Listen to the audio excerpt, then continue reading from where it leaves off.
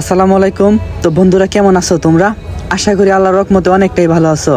তো তোমাকে দুয়াই ভালোবাসাই আমি অনেকটা ভালো আছি। মনে হইতেছে যে তোমরা আমাকে ভুলেই গেছো। ঠিক আগের মতো সাপোর্ট করতেছো না করতেছো কফিলিং, না করতেছো রিপোস্ট। আশা করি তোমরা আগের মতোই আমাকে ভালোবাসা দিবা। তাই তো তোমাদের জন্য আজকে নিয়ে আসলাম অভিযোগ গল্পের আরো একটা পর্ব। আর বেশি কথা না বলি, চলো গল্পটা আমরা শুরু করি। আর এই গল্পটাই টিকটকের লাস্ট পার্ট, কারণ আজকের পর থেকে টিকটকে তেমন এই গল্পটা দেওয়া হবে না।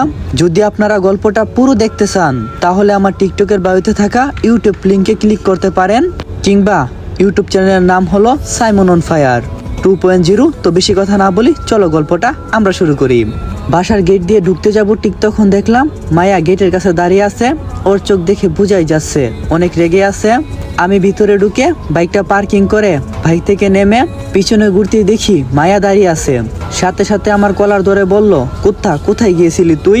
জানিস আমার কত চিন্তা হয়েছিল, আমাকে বলে যেতে পারিসনি? মায়ার এরকম রাগ আজ আমি প্রথম দেখলাম, এর আগে কখনো ওকে রাখতে দেখিনি।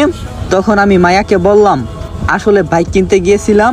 মায়া বলল, বাইক কিনতে যাবি, আমাকে বলে যেতে পারিসনি? দুইজনে মিলে একসাথে কিনে আনতাম। আমি তখন বললাম, তোমাকে দেখতে পাইনি, তাই আমি একাই চলে গেছি। মায়া বলল, এরপর থেকে কোথাও গেলে আমাকে বলে যাবে, এখন রুমে যাও। আমি বললাম ঠিক আছে, আর কালকে রেডি থেকো, দুইজনে একসাথে ভার্সিটিতে যাব। মায়া বলল ওকে ঠিক আছে। আমি বললাম বলে নিজের রুমে চলে এলাম। এসে ফ্রেশ হয়ে পড়তে বসলাম, কারণ 1 মাস পর ফাইনাল পরীক্ষা। পড়তে পড়তে রাত 9টা বেজে গেল। হঠাৎ কলিং বেল বেজে উঠলো। আমি গিয়ে দরজা খুলে দেখি মায়া দাঁড়িয়ে আছে। আমার তখন মনে পড়লো ওর বাসায় আজকে ডিনারের কথা বলা হয়েছিল। তাই আমি রুমে গিয়ে একটা শার্ট পরে মায়ের সাথে ওদের বাসায় চলে গেলাম।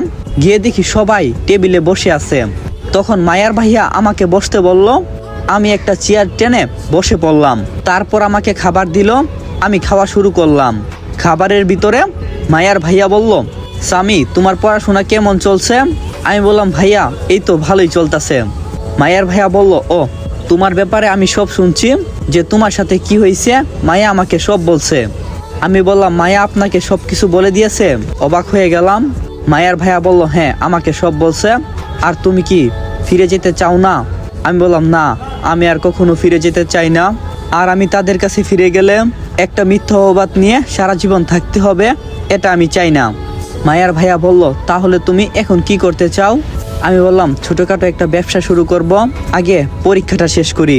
মায়ার ভাইয়া বলল, ও শুনো, তাহলে কাল থেকে তুমি আমাদের বাসায় খাবার দাবার করবে। আমি বললাম, কিন্তু এটা কি করে হই? মায়ার ভাইয়া বলল, কোনো কিছু আমি শুনতে চাই না, যেটা বলছি সেটাই করবে। আর কালকে মায়ার বার্থডে, তোমাকে আসতেই হবে। আমি বললাম ঠিক আছে। তারপর আর কোনো কথা বললাম না, চুপচাপ খাবার দাবার করে বাসায় চলে এলাম। তারপর ঘুমিয়ে গেলাম। সকালে ঘুম ভাঙলো কলিং বেলের আওয়াজে। ঘুম থেকে উঠে দরজা খুলে দিয়ে দেখে আমি তো পাগল হয়ে গেছি, কারণ মায়া দরজায় দাঁড়িয়ে আছে একটা কালো শাড়ি পরে, দেখতে একদম পরীর মতো লাগছে। আমি এক নজরে ওর দিকে তাকিয়ে আছি। তখন মায়া বলল, এই কি দেখো এমন করে? আমি বললাম, একটা পরী দেখি। মায়া বলল, আর দেখা লাগবে না, এখন ফ্রেশ হয়ে এসো, তা না হলে ভার্সিটিতে যেতে লেট হয়ে যাবে। আমি বললাম, আচ্ছা তুমি যাও, আমি আসছি। মায়া চলে গেল। আমি ফ্রেশ হয়ে রেডি হলাম। তারপর বাইকটা নিয়ে মায়াদের বাসার সামনে এলাম। ওইখান থেকে নাস্তা করে মায়াকে নিয়ে বের হলাম। বাইকের কাছে এসেই বসে বাইকটা স্টার্ট দিলাম আর মায়াকে উঠতে বললাম। মায়া উঠে আমাকে আস্তে পিঠে জড়িয়ে ধরল। উফ, কিরকম একটা অনুভূতি বলে বুঝাতে পারবো না। তখন আমি মায়াকে বললাম, কি ব্যাপার, এত শক্ত করে জড়িয়ে ধরছো কেন? মায়া বলল, আমার ইচ্ছে হয়েছে তাই এমনভাবে ধরেছি। আমি আর কোনো কিছুই বললাম না। আমি জানি বারবার বললো কাজ হবে না, তাই আর কোনো কিছু না বলে ভার্সিটিতে চলে এলাম। ভার্সিটির ভিতর বাইক নিয়ে ঢুকতে সবাই আমার দিকে তাকিয়ে আছে, ভাবছে আমরা মনে হয় কাপল। আমি বাইক পার্কিং করে দুইজনে ক্লাসের ভিতরে গেলাম।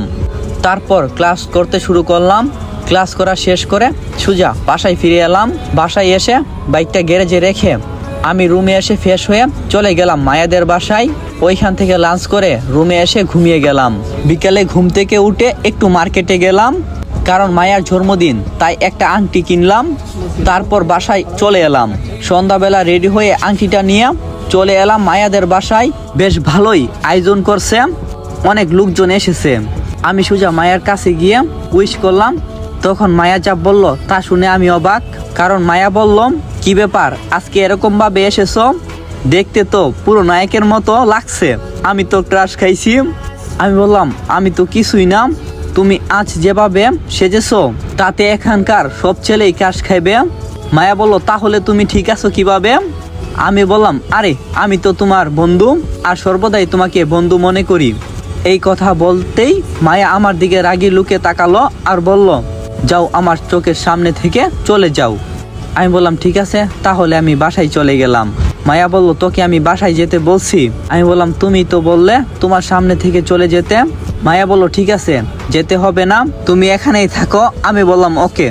আমি এদিক ওদিক ঘুরে বেড়াচ্ছি। কিছুক্ষণ পর মায়া কেক কাটলো। কেক কেটে সবাইকে খাইয়ে দিল। তারপর মায়া আমার সামনে বলতে লাগলো, আজকে আমি আমার ভালোবাসার মানুষটির সাথে সবাইকে পরিচয় করিয়ে দিতে চাই। সবাই একসাথে বলল, কে সে? মায়া বলল, সামি। যেদিন তোমাকে প্রথম বাসের ভিতরে দেখি তখনই তোমাকে অনেক ভালো লেগে যায়।